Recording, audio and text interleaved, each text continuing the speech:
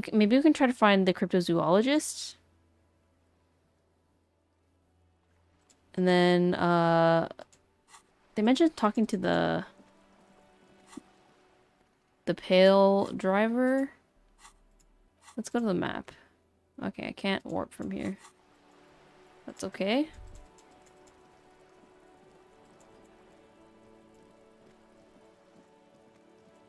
Maybe we can keep crossing the other side of the dock. I mean, we should be able to use the warp now, right? No? We could try this, although our logic is very bad. But... box of sunglasses. Oh, conceptualization. Measurehead. Conceptualization. Backyard wall. Andre. We could stop by here, talk to Measurehead, I guess. We haven't figured out how to get past him. So that's a thing. Oh, let's try calling the, library now? Oh, there's some dudes here. Okay. Where's the radio? This is Precinct 57. How may I assist you? I need to talk to the library. Okay, 10 a.m. Missing ants detect 57. 10 a.m., 10 a.m. Just a few more minutes. Let's chat with these guys while we're here. Hello, who are you? That's one brutal motor carriage. Says a young man with inappropriate word written on his back. If I were a real skull now, I'd jack it, paint it in palm tree livery, then bottom light it, neon style. His companion wears a simple yet elegant slogan, F the world. A snazzy, shit-ripped skullmobile like this would make a fine trophy. We could, like, hang fucking shrunken heads from the side mirrors. Cops' heads. Scary tribal shit. Yeah, tribal shit. He A agrees. cop carriage like this would have proper skull value. He steps in. While I appreciate the interest you take in my brutal motor carriage, I have to stop you right there. The RCM takes threats directed at its property seriously. It's just theoretical work, Copper. No basis in reality. He turns to his companion. If we were certified skulls right now... Who are you? I can tell you who we're not, cop. We're not snitches, flow bears, or skulls. Which is not to say that the skulls are bitches and... On the contrary. The part of this presentation you want to take home with you, cop man, is we're not part of the skulls yet. Who are the skulls? Oh, Cindy the skull. Oh yeah, Cindy's a right proper skull. The young man's eyes glaze over, his voice filled with longing. Yeah, a true artist of the future. Just like Arno van Eyck. By the way, if you see Cindy, give her our regards. He adds, returning from whatever void he was just visiting. The lieutenant on your left is unusually lenient toward them. I see you kids are into hypnotic dance music. Oh man, yeah. He exclaims and Not stops fucking himself, kids, man. processing the rest of your question. Be wary of the abyss. His blonde friend adds honestly and points to his temple. Why? It's a threat. An impotent threat of violence. A threat? Good, I like those. Don't F with me, boys. I'm one of the bad cops. I just wanted to talk about music. Now, there's a sudden conflict all of a sudden. It's too much.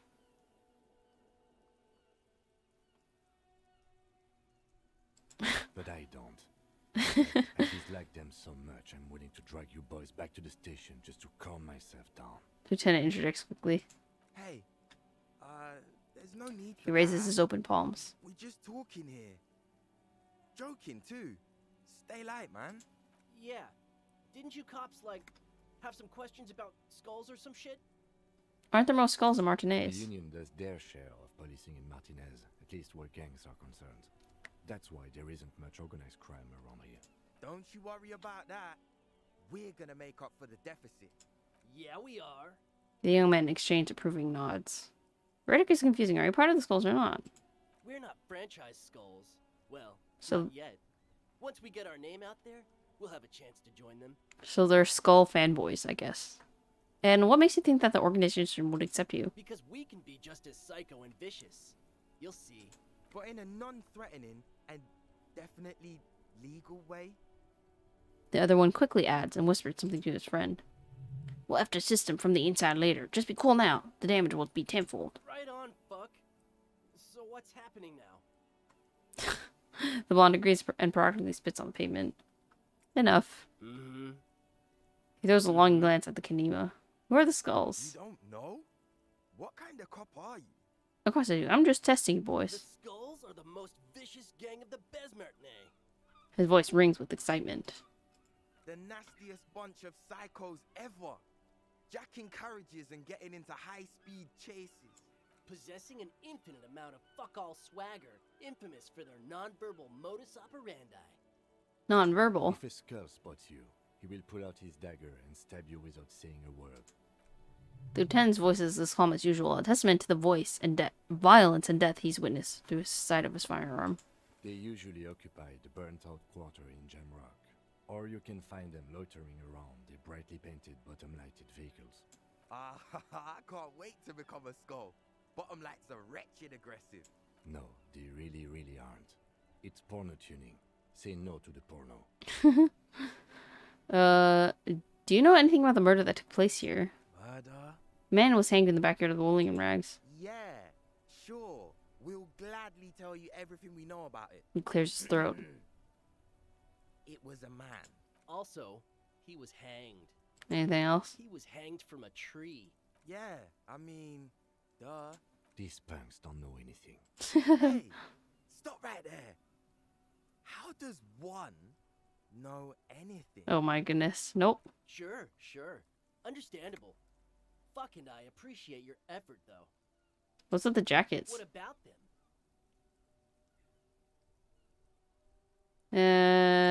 No. Mhm. Well, I think that was pointless. Anyways, we passed the time. Now we can call the library. They're just wandering punks, I guess. Radio. Precinct 57. Library. I've got Central Jamrock Public Library on the line, and I've already introduced you to their librarian. Connecting the call in 2, 1. Yes, this is Central Jamrock Public Library here. How can I help you, officer? A male librarian answers the call. I'm looking for any information you have on Billy Méjean. Billy Méjean, you said. Give me a moment, I'll have to check our database. He puts on the receiver. A narrow drive in central Jamrock, in a darkened hall lit by orange desk lamps, far away from the noise outside. A middle-aged man taps commands into an old radio computer. A printout falls on the desk. Behind him, a lonely reader scours some dusty bookshelves, looking for a paperback. Yes, hello, are you still there? You can hear him fiddle. Billy Méjean's home address, is that alright? No phone number, unfortunately. You can hear him fiddle with the printout. Yep, that's fine. Here we go, sir. Rue de Saint-Ghislain, 33B, apartment number 20. It's in Martinez, I believe. Capeside Apartments, it says. That's all. That's where the smoker on the balcony lives, isn't it? Interesting. Apartment number 20, okay. Do you have any other information on Billy Méjean? It says here that they returned their last book just a few days ago, but I wasn't at work that day. Do you know someone who was? Marie? Marie?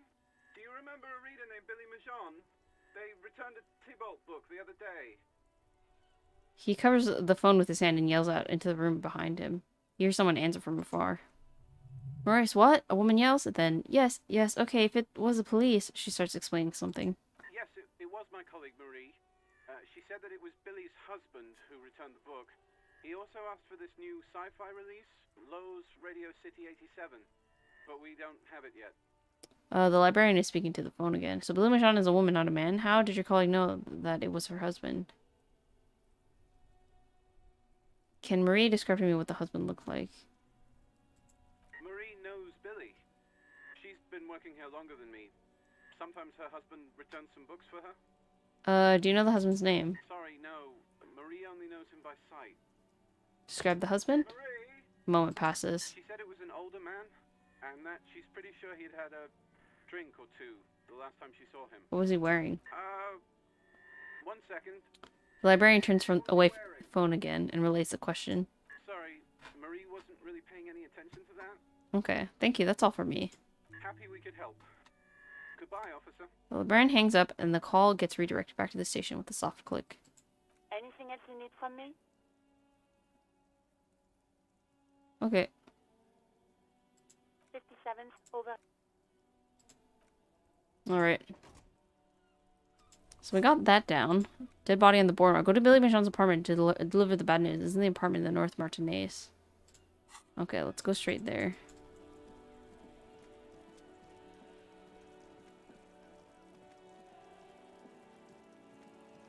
Do do do do do.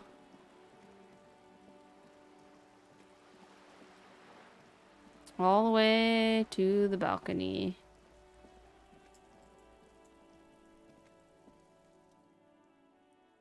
Conceptualization 4. Let's check again. We can try.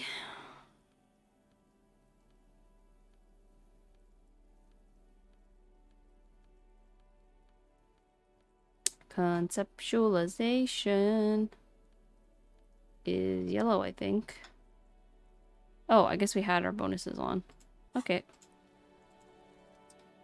3%! Darn. Why must we... Why not, Kim? Why not?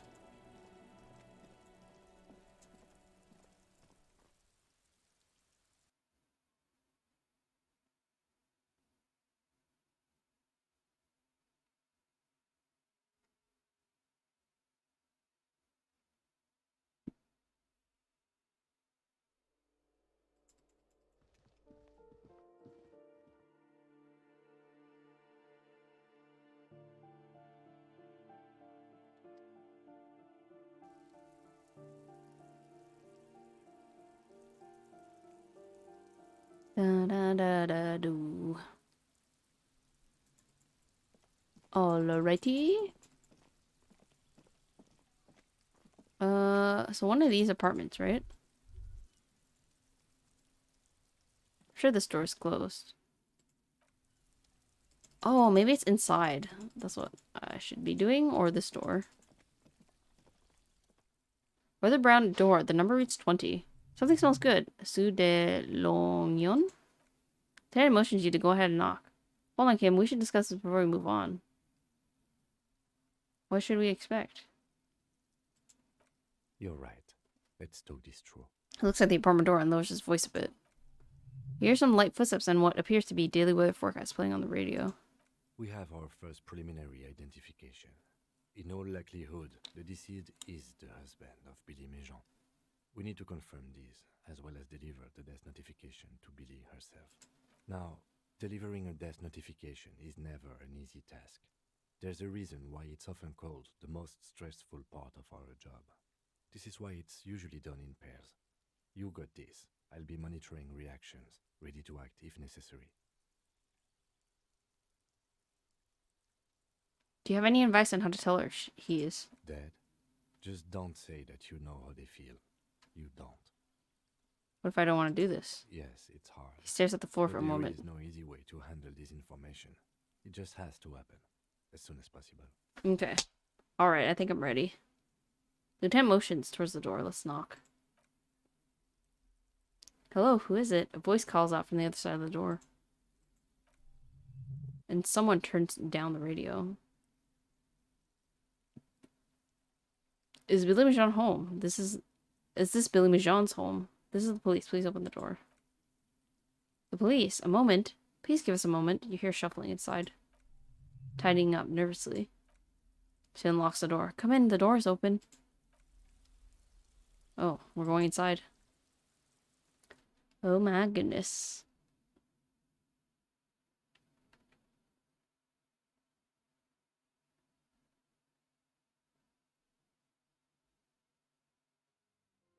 Oh, I guess it wasn't the bookstore lady's husband. An empty pack of red Astra cigarettes hidden under the bed. Windows covered in old newspaper clippings. Packages of humanitarian aid macaronis. Some leftovers kept warm on a stovetop. Smells like buckwheat and onions in here. Just a normal home, I guess. A chalk-drawn height chart for children's growth over the years. Dang, look at the kids' room. The clock is ticking away with an odd cheerfulness. A textbook for high school mathematics, trigonometry mostly. Posters of contemporary pop stars adorn the walls. So 2 older kids. They sleep in the living room, I guess.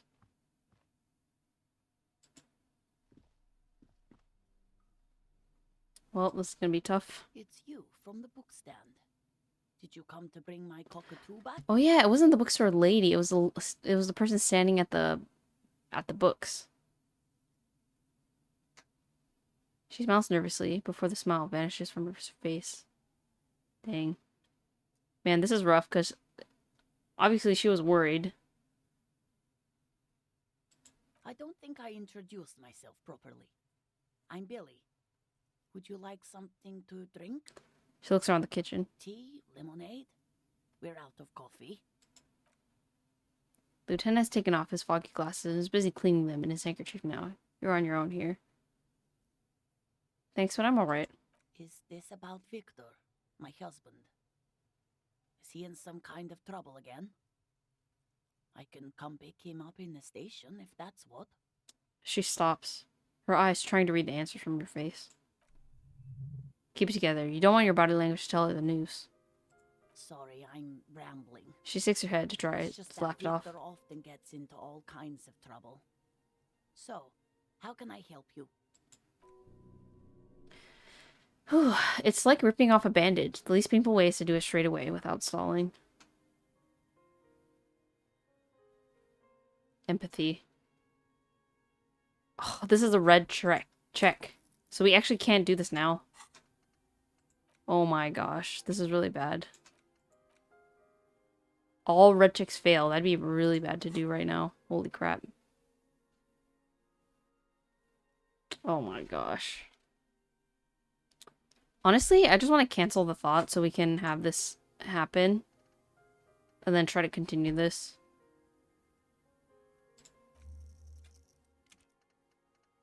Okay. I don't know if we'll ever get that done, but...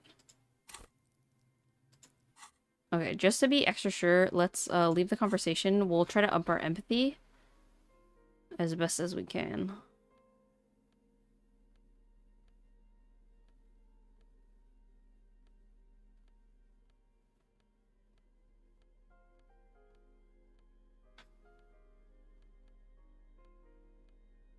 Minus empathy plus empathy. Is that really our only empathy plus? I feel like we should have more, but...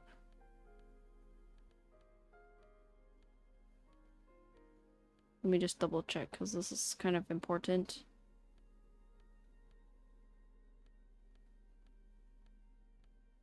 Okay. Yep. Don't run, okay? Take it slow when exploring the apartment. Be respectful. Alright.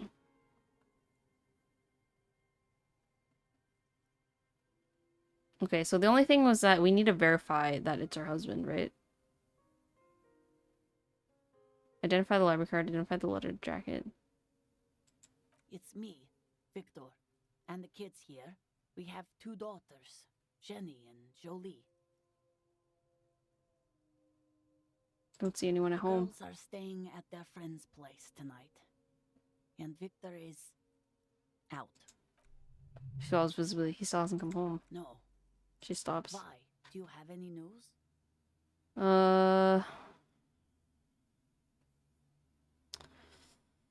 Do we really need to say this? I guess we already know, right?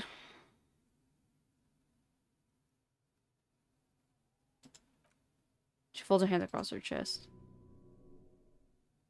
Okay, so let's just say it, right? We've done this before. Keep your focus. Do I just say he's dead like that? Yes. That's the most important thing. Use that word. Okay.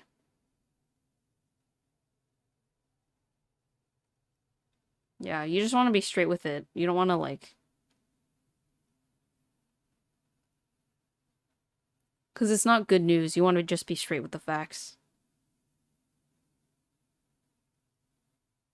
Ma'am, I'm very sorry to say, but your husband, Victor Méjean, was found dead on the Martinez boardwalk. What did you say? She blinks. A great and terrible spike. The blood freezes in her veins. Your husband, Victor Méjean, is dead.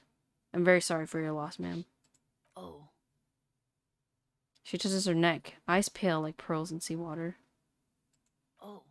She says again. But he was just... She looks at the kitchen table, where 2 cigarette butts are still in the tray.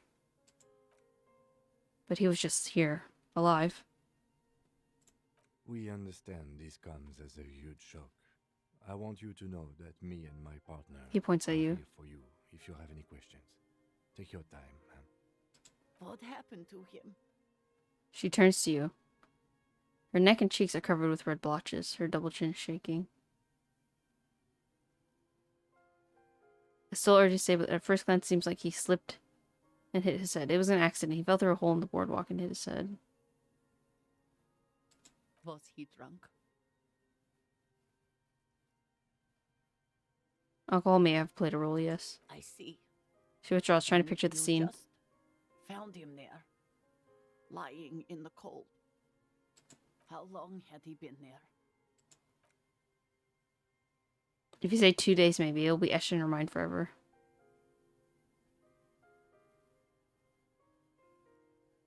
It couldn't have been long.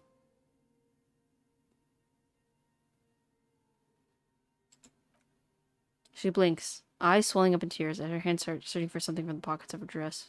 Here. The lieutenant takes out his handkerchiefs and offers it to the woman. She nods and slowly wipes away her tears. Is there anyone we could call for you? A friend, a family member, someone who could be here for you? No, no. I just need to tell my girls. She breathes in. The air gets sucked out of her lungs suddenly. It burns like acid. God, should I call them? Should I tell them to come home? No, a day.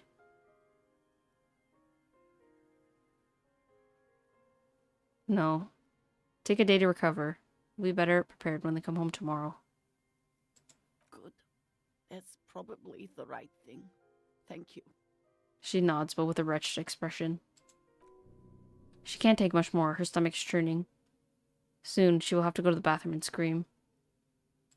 Just tell me, what do I need to do next? Where is he? Can I see him? We've taken him to the city morgue. The local coroner will be contacting you shortly to arrange the funeral.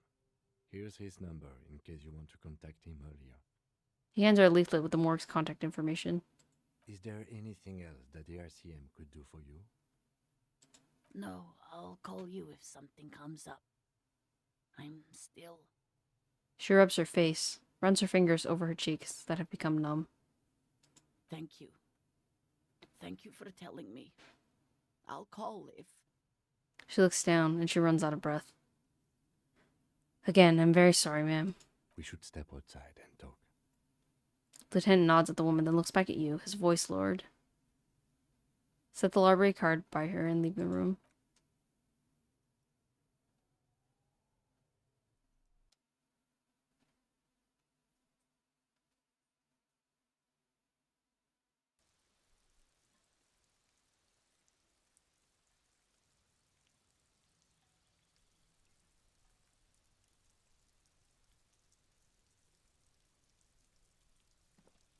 You did well. Lieutenant says as soon as he left the apartment. The balcony feels cool and quiet, with a stunning view over the district. What now? I'll call the station when we're finished with the day, and let them know the name of the deceased. That's it? That's it. We should get back to our case now that our duty here is done. What about Billy and her kids? They'll manage. They'll have to. It's not your place to live their lives. Let's go. He nods. that's the end.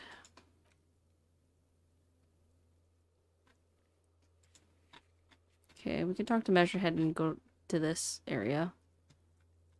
Ooh. Yeah, that's really heavy. Obviously. But... yeah. Can you imagine just this, like, being just a part of your work?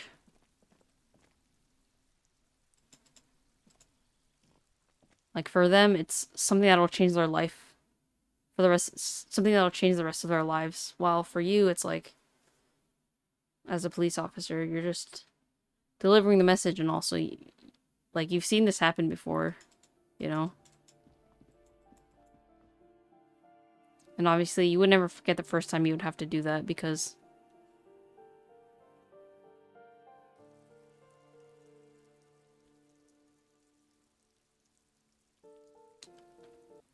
it's just a really, like, very emotional moment.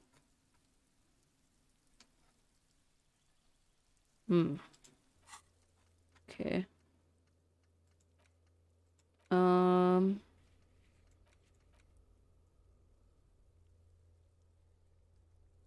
Might try to talk to Kuno, because apparently Kuno's supposed to know about the victim's clothes in the trash. So let's try talking to him again.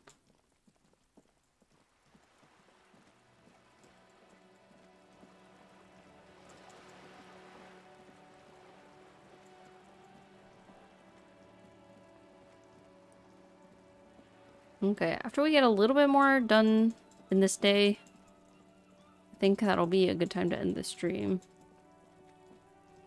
See if we can talk to Kuno. Come on. Fuck does Kuno care? Crime scene. The kingdom of Kuno? The fuck do you want with it? The dead man's clothes were in the trash. Yeah, Kuno doesn't know shit about that. I need to know. Beneath Kuno. Listen, listen. He stops Kuno you. doesn't care about this small time. Kuno could hook you up with some sweet rags. Shit like Kuno's wearing. Your size, good price. 500 real. You gotta be blind not to notice the giant white letters falling and running down his trouser leg. Wait, I asked you what happened to his clothes. You must have seen them lying around. Look, Kuno ain't seen shit lying around. Except for that you took away. Now you want performance gear or not, Grandpa? The lieutenant remained silent, but his person couldn't say "I told you so" any louder.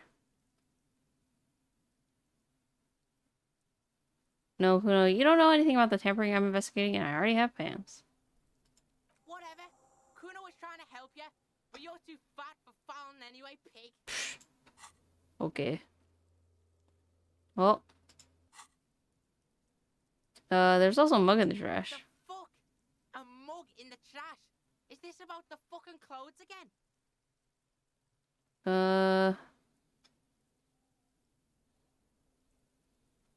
Does recent mug have anything to do with it? Kuno sees where this is going. Kuno's got that fast brain. You saying you pigs are after the mug fucker? Cause he's the clothes fucker? I can't hear you, Kuno. Speak louder, Kuno. That's exactly what I'm saying, Kuno. Someone has tampered with the crime scene, cleaned some of it up.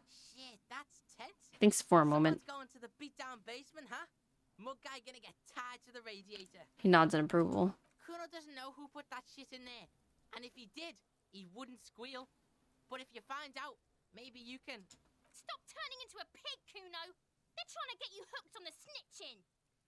Get away from my Kuno. She lets out a hiss, even meaner than before. Yeah? Get your bacon shit away.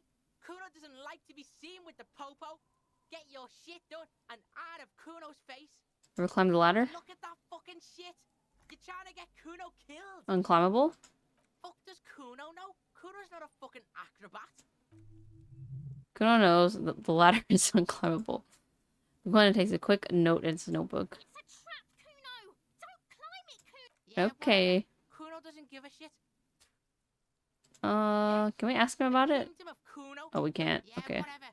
Kuno doesn't... Kuno doesn't care. Alright. Read your ledger and name the case. That's an easy thing to do. Let's read our ledger. Damage the letter. Interact. Alright. I remember we were going to do this, but we hadn't done it yet. So literally found in the trash, a cabbage of papers hanging from the board, with a permeable straw inside. It's barely held together by a clip, then made complete by the faint smell of urinal cleaner. Browse the white papers. They're not exactly white. They're yellowed in patches by sunlight and alcohol and covered in dense blue handwriting.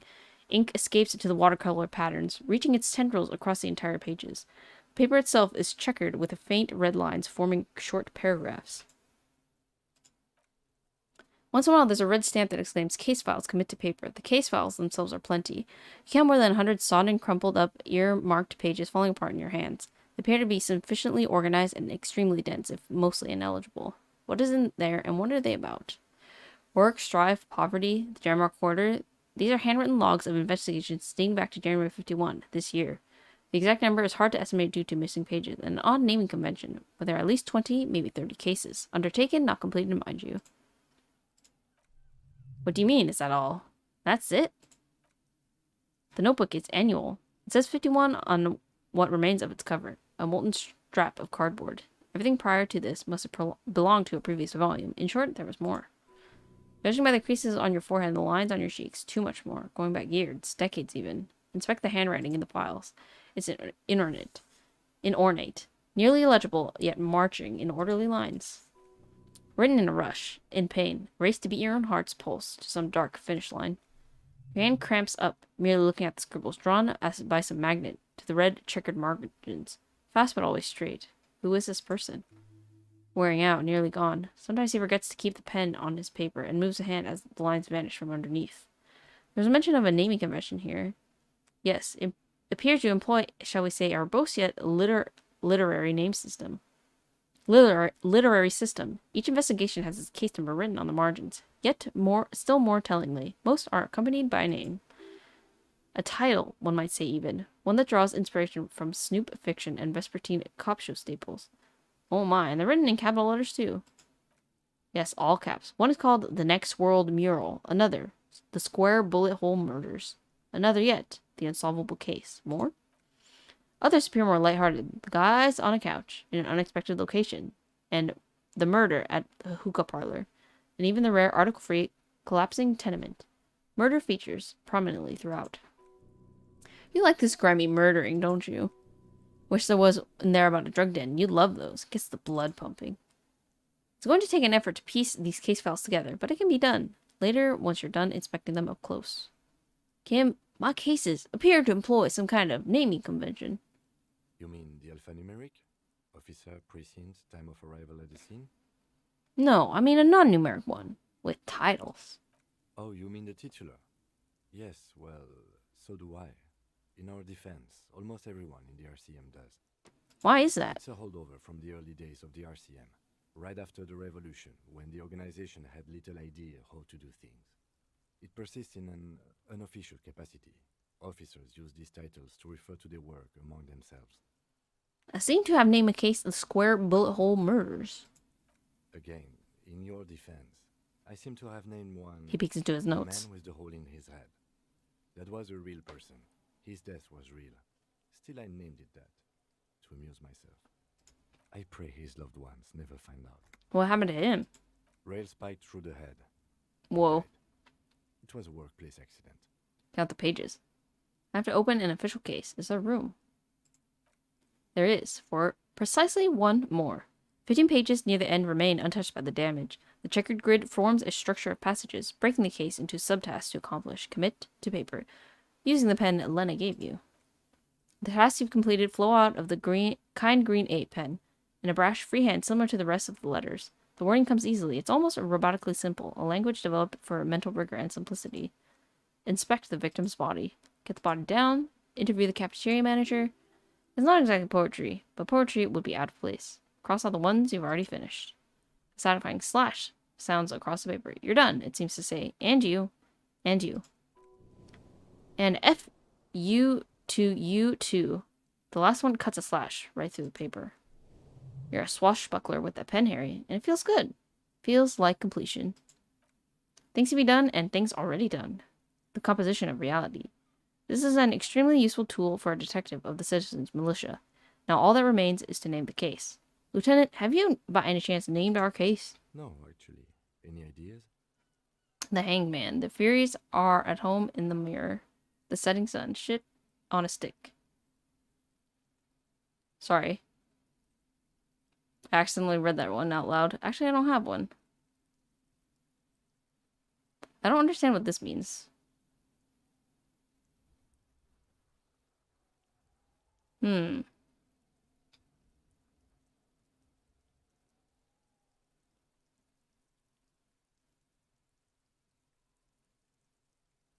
don't know. The setting sun? Okay, okay. He nods. It's a good name, but it has one problem. This case has nothing to do with the setting sun. At all. It has nothing to do with that, so... Something more concrete, perhaps? Do you have something concrete? Mundane, usual? The hangman. Great. That's great. That's actually what I was thinking too. The Hanged Man. Good strong name. Very We simple. have a very good name for the case now. I'm going to start calling it the Hanged Man. It's good we sorted this out. Alright. Sounds good. 30 experience. He flips the pages of his notebook. I'm done inspecting these. Nice. Logic. Okay. Browse the yellow papers. In the back, you see translucent copier paper. Some neon yellow, some bright red, all covered in boxes, like marching armies. These look like official forms waiting to be filled out. What types of forms are there? 3. The topmost are misconduct fines, the middle ones are station calls, and the bottommost are field autopsy forms. Each is easy enough to make sense of. You don't have to be an intellectual giant to do police work. Misconduct fine.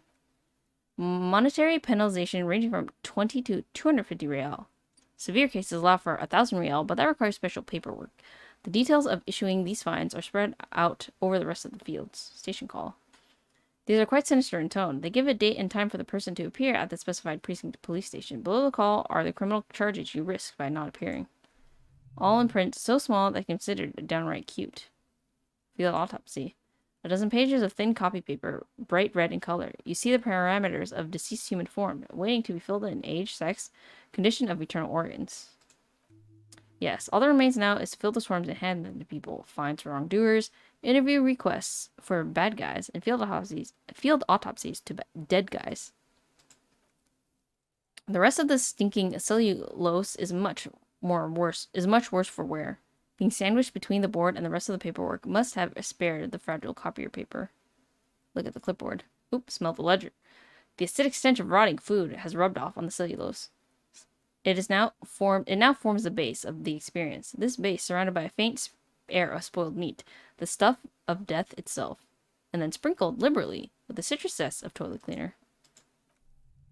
You know, like the bits they put into public pee bowls, probably called Fermeri Discreet, or Axel or something. At some point in its journey, the ledger has been inside of a public toilet. I know. Sylvia already told me I dunked it in the toilet. Shut up, Nose. I don't need your help. I don't need anyone's help. If you knew it was dunked in the toilet before getting chucked into the trash, then why are you sniffing it? I mean, the option was there. So you wanted to get in on the trash toilet stink collab? Find out what happens when those two get funky together? Okay, pal. This is getting weird and hostile. Sorry, Nose. Let's just move on. Are you angry with me, Nose? Yeah, it turns out your nose doesn't like self-indulgent literal poop huffing. Quell freaking surprise. Come on, no more. The ledger is going back down. Away from your nose now. I think my nose would be mad at me if I smelled something that gross. It's made of dark blue plastic hard enough to beat someone's submission with. The edges are rounded, however. The U4 size board feels thick and heavy in your hand. Light shimmers on its wet surface. On the back, you see embossed letters. RCM. Shake the ledger. Something rattles inside ever so slightly. Is there a hidden compartment? And there's something small inside. Light? Made of paper or cardboard or dried flowers, perhaps? Peek inside. The plastic shimmers like lapis lazuli, but it is not see-through. You cannot see to its center. There's something there, a rectangular shape like a card. Or a postcard. There's pain in there if you want some. That much, you know. How would I open it? With your hands? U4 size pages hang from the clip screwed to the top of the board. Interfacing high. Okay. I mean, 97. Nice. The two sides of the board appear slightly misaligned, like a drawer that's come off the sides. If you bend the plastic on your knee slowly, the slide snaps back into place. It should be possible to just, you know, slide the drawer open. Wait, somehow I don't want to. What are you waiting for? Okay. Without resistance or sound, the two panels move against each other. The card is now open. What's inside? 2 ticket stubs and a handmade postcard. Pick up the ticket stubs. 2 octopuses are smiling, reaching their tentacles toward each other in the colored pencil drawings. The tickets permit an access to a zoo in Revelshall East. The aquarium costs extra. These let you go there too. I like that the letter directly calls you to a coward if you hesitate. Sorry, Ledger, you were scary. Ha. Yes. Well, the pain of a painful memory. The words were just crossed your mind somehow. Who were they for? I mean, me, obviously, right? Who do you think? Yep. Alright, let's do it. Thin wax paper has been glued to a piece of cardboard. Sounds like leaves rustling when you pick it up. You see violet flowers, floral patterns, patches of glue. Smell it. It smells of chewing gum. Apricot flavored. A touch of cinnamon, the scent of summer. You think the label says Tutti Frutti. Open it. Familiar handwriting lines the inside of the card, looped, round letters in a woman's hand. A young woman in her 20s. There's care, effort, and a smile, you think, although that is not something you can read from someone's handwriting. Harry, it begins. You're already reading. I wanted to write you a letter, so you can read it when you wake up. Maybe it will make you happy. Throw it away, please. But it will make me happy. A merciful wind blows from the bay of Revelshall, dusting the ground at your feet and raising newspapers far away.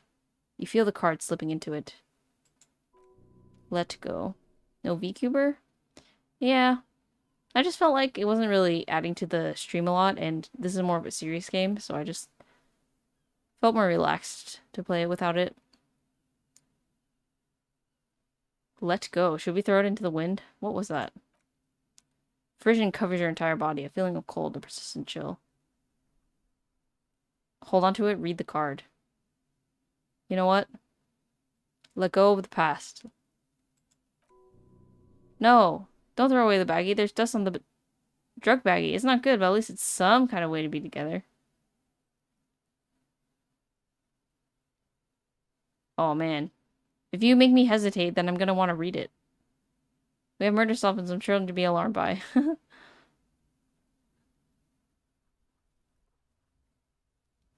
I'm gonna throw it. Just like that, the wind picks it from your fingers. Cold, they let go. The wax paper rustles, a whisper light and low. Then a sudden gust raises the postcard to the drizzles of gray sky above, away from you. A small piece of paper dances above Martinez, above slow waves crashing to the shore, and the war-torn houses and the new bâtiments nouveaux alike, above you, looking up to the gray sky with your hair greasy and wet. And above the distant streets and the 881, even above the old fish market and the church, its material existence is lost. This great city will pocket it for you. For your own sake. Forget about it. Synapses can be rerouted. The mind takes a new shape. Not for yourself, for the people of Revelshall. The wind carries the keepsake away from you to the southwest. The pale violet dot disappears. What was in there? Caustic echo. Interesting. No, should have not thought back at it. Now some of it is in your mind again. Look at the ledger again. Ledger of oblivion-induced mental health is just as shabby as the damaged ledger was. A bunch of sodden paper sags from your clipboard in your hand. You know, I don't think I've ever seen anyone make that decision. High five. Thanks. Yeah, I don't know. I think that was part of the reason why I decided to do it, because I didn't think anyone else had done it. I haven't seen anyone else do it. Caustic Echo. Okay, let's read our new thought here. Good on you to have thrown that slip into the wind and walked away. Saying not today, Dark One. I don't need your keepsake. I am not curious. Let the past disintegrate. Let its ink wash off into the bay of Martinez. You're through with it. There's no terrifying splash of stomach acid to fill you with dread. No caustic lack of air.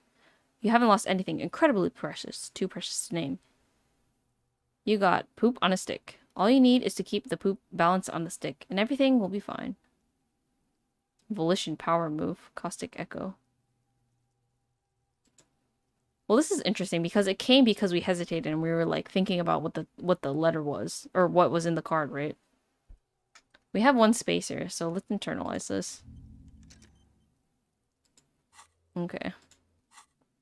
First playthrough or repeat? This is my first personal playthrough. When the game first came out, I had watched a couple people play it. So I know generally what happens, but one thing I was interested in is that everyone that I saw play it did intellect or psyche as their main thing. So I wanted to try the physical build, the default one that they give you, just to see if there's anything different that happens. But yeah, look at these memories. You're way further in the game than I thought. Oh yeah. This is I'm just in this beginning area because I had some stuff to do, but this is like I think this is day 4. Oh yeah, it says right here. But yeah, so I know a bit about the game. Alright, slide the hidden drawer open. I don't think there's anything left in here, right? It's ever so slightly difficult to breathe once you've done so. The drawer is locked. Blue ink drips from the white pages in your hand. Your hand shakes. You're flushed with adrenaline. Okay, I don't think there's anything new in here. Alright, so let's get our logic clothes on and then try again. Yeah, fair enough. Blue purple was my playthrough as well. Will be fun to see a red pan out. Yeah, for sure. I said this in my last stream, but it was kind of interesting because, like, for me, I think my personality matches with more intelligence or psyche personality. So, like, part of it was kind of funny when, like, there's things that I really wanted to do, but I couldn't do because I was either, like, too stupid or, like, couldn't, like, be emotionally aware enough to have, like, certain things trigger. But then it's funny because, like, since I'm physical build, sometimes when like what happened with the club guys in the tent, when they like tell you stuff, they're like, oh, the Nosafed is like for my sinuses, like I have allergies and stuff, and then your brain is just like, oh, that sounds like a perfectly good explanation, and it's like logic fail. So yeah, it's pretty funny. Harry, lightning thunder fists. No, I love that. That's great. You're right. I should be more superstar. Okay, what was I doing? Logic. That's what I was doing. Logic close. Okay. Let's see what else we got here. Inland Empire Logic Jacket. Nice. Logic Authority. Ooh, logic. Why is that logic? Super logical for a cop to wear this.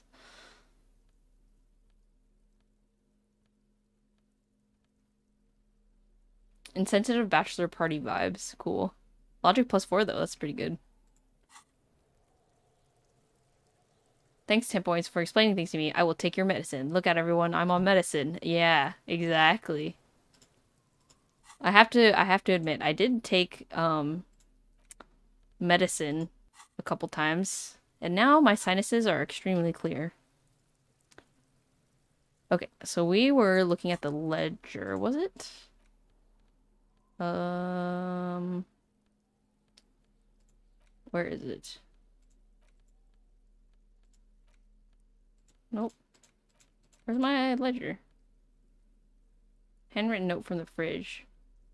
We already looked at that, right? I'm pretty sure. Oh, it's right here. Okay. Interact. Ledger of Oblivion. Oh, this description is different. This is a ledger found in the trash that emits oblivion. A thin veneer of la la la. What I don't know cannot hurt me covers its pages. You look at it and it makes you feel surprisingly solid, actually. Alright, 92. Yay. Yes, you can piece them together using alphanumeric code on the margin.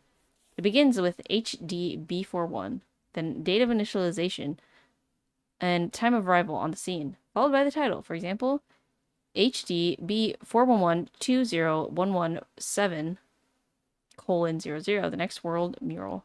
Wait, HDB41. Weren't those officer precinct? How long does it take to read a case? Yes, that's me. HDB is me.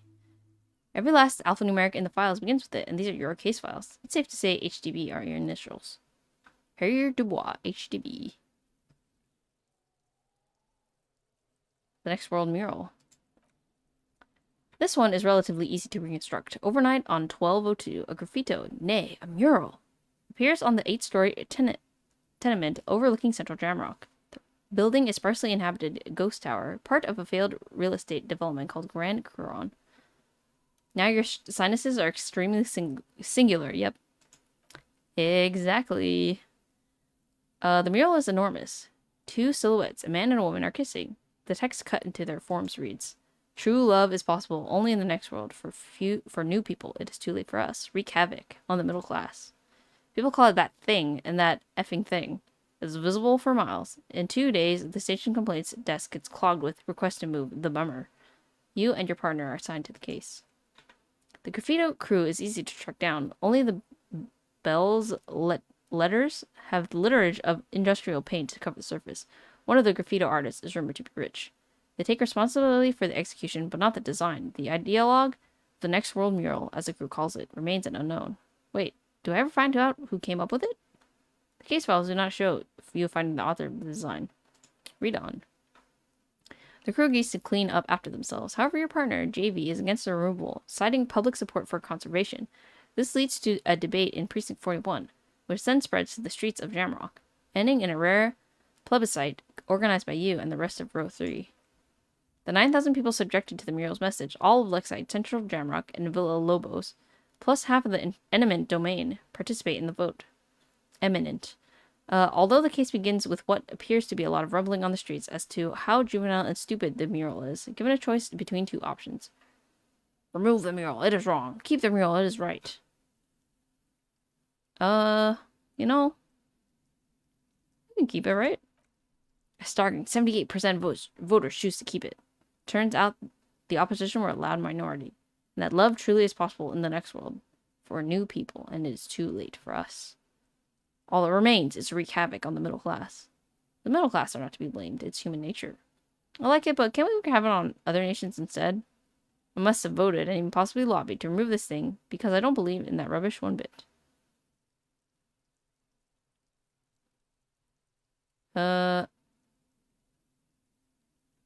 Sure, I guess? Did anyone ask you what you believe in? Man with the smelly toilet ledger? What do you want to tackle next, or are we done? We can read this later. Let's save it for later.